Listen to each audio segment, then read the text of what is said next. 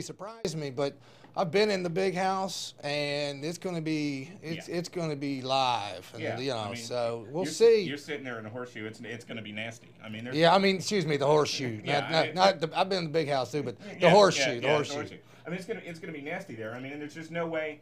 There's no way you can say, okay, well, he's not bringing back the old swagger. Right. I mean, that's the one thing that Shannon's bringing back is that old attitude of winning. Right. And those guys need to see that. Next caller, go ahead. Thanks for calling. Hi. Is this Sports Sound Off? Yes, it is. Yeah. You're on live. Hi. Yeah. I just tuned in, and I'm loving the show. And I have a question. What are the hopes for last year's NCAA champion Alabama? Where do you guys think they will fall this year in the ranks?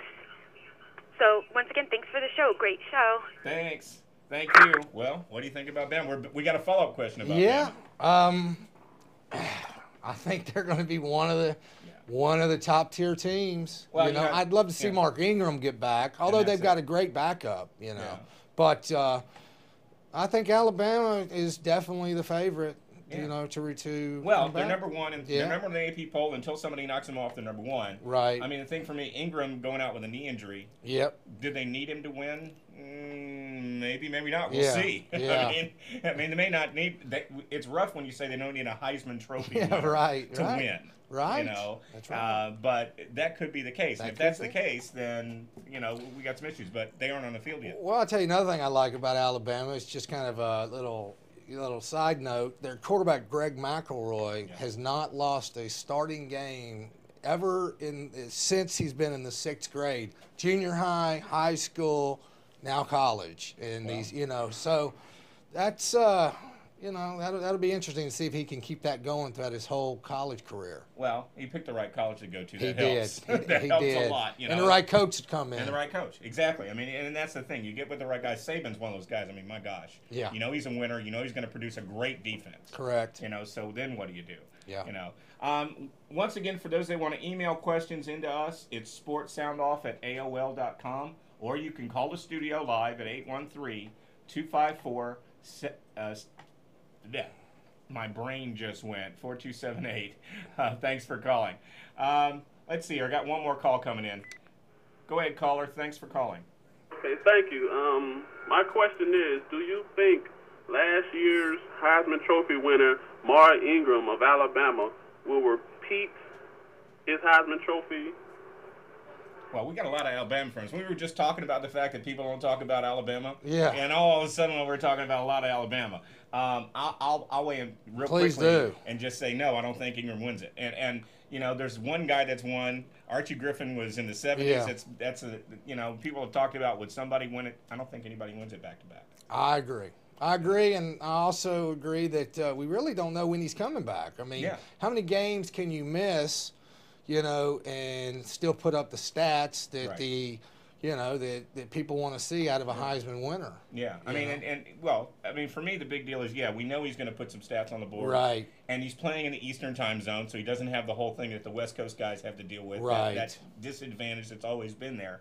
But he's week to week. Yeah. So what does that mean? How many weeks is that? If it's 2, if it's 3, Right. Those guys are good, and if they're not in it, they don't win the SEC. If by something happens and they do lose without him out there. Yeah.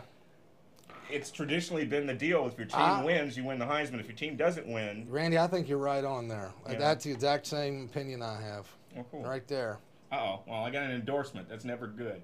Well, let's see here. How are we doing for callers? We got no callers coming in right now. Got nothing happening. Let me ask you a question since we're coming up on the Bucks. Yes. We were talking before the show about Josh Freeman. Yeah. How do you feel about him?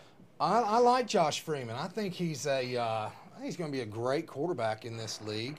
He came out early out of Kansas State, but that the head coach believes in him because he saw him at Kansas State. When he was at Kansas State, he's got a big arm, smart.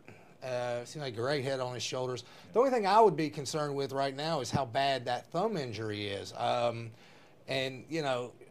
Trying to throw a football with something wrong with your hand, and I've done it. Done it. I've done it. It's not fun, But we'll see how that all shakes out. But he's getting the best treatment available. He's getting the best treatment. Do you think he's being pushed? Do you think do you think you would expect the people to say, look, take as long as you need to, or do you think he's going to try and rush to get out there? What I've heard is that he's trying to get on the field, and Raheem's going, get back in the locker room. Oh, really? Well, I think any athlete of that caliber's goal is to always get back on the field and play and help your team. Especially. I mean, this is a number 1 draft pick. He feels somewhat responsible for the outcome of future games, which he should. Sure, absolutely. And that's it. People put a lot of investment out there, but the Bucs are in a rebuilding time period here. That's correct. It's not like people are expecting, 10-win season. At least I'm not expecting a 10-win season. Now, if you're expecting a 10-win season, feel free to call in and let me know how you think that's going to happen. But for me right now, if we have 6 wins, I'm thinking that's about right. Okay. I don't see how we do much more than that. We're blacked out. We're not having the same kind of support from the fan base, and Tampa Bay's always been a great football town. But I don't know if it's the economy or what it is. And I've got to assume the economy's got a little bit to do with it. I'd say maybe it does have a little bit to do with it, but in my experience, you have to win to get the support of everybody. I mean, people like winners, Yeah. I've been on both sides of that. I've been on some not so good teams, and I've been on some great teams, and there was a lot more interest in the great teams. So absolutely. I think as soon as they start winning. Yeah, I mean, I agree. And W's are a big deal. Big deal. They solve a lot of problems. Oh, save lives. Absolutely. And jobs. Right? Jobs, lives, families, everything. That's right. Everybody goes, you put a W up, nobody cares really too much. Oh, there's a problem here, there's a problem there. But, you're losing, and everybody's micromanaging, and everybody's, well, what's going on with this guy and what's going on with that guy? Before we wrap up here, I want to ask you one final question. Sure. We got the Rays, who've been playing so well the last few weeks, and we're perpetual second right now. We're sitting there, we're way ahead of everybody else in terms of the wild card. But should we be disappointed, or should we be just ecstatic that these guys are young and doing well? I think you should be ecstatic. I mean, with being in that. In the East against those teams. I mean, plus they're so young. I think they got a great future, and they got a great coach, John. Madden. Yeah. What's his first name? Joe Madden. Joe Madden. Joe Madden is he's a tremendous coach. Probably one of the top coaches in the Major League Baseball. Well, cool. Hey, I want to thank you. Hey.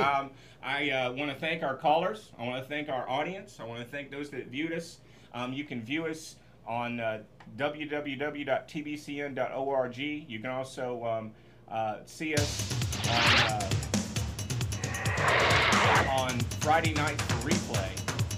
Our sponsor and underwriter is Team Alita, and we support as well.